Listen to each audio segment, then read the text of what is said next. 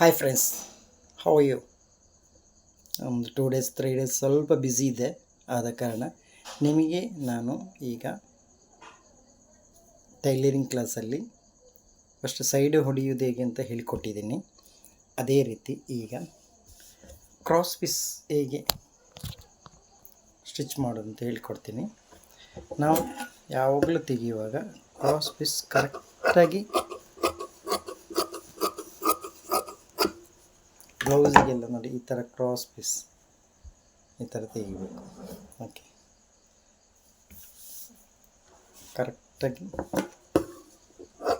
ಈ ಥರ ಕಟ್ ಮಾಡಿದರೆ ನಿಮಗೆ ಬ್ಲೌಸ್ ಯಾವುದು ನೆಕ್, ರೌಂಡ್ ನೆಕ್ ಯಾವುದು ನೆಕ್ಕಿಗೆ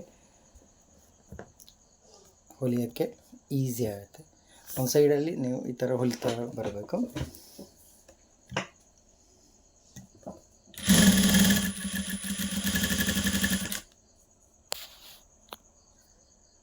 okay,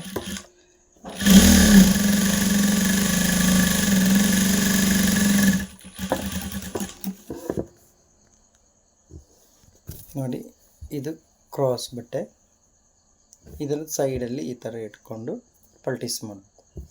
is good. Okay, next ವೀಡಿಯೋದಲ್ಲಿ ನಾನು ಕ್ರಾಸ್ ಪೀಸ್ ಹೇಗೆ ಹಿಡಿದು ಕೊಡೋದು ಅಂತ ಹೇಳ್ಕೊಡ್ತೀನಿ. ಬಾಯ್ ಬಾಯ್. ನನ್ನ ಚಾನಲ್ಗೆ ಲೈಕ್ ಕೊಡಿ.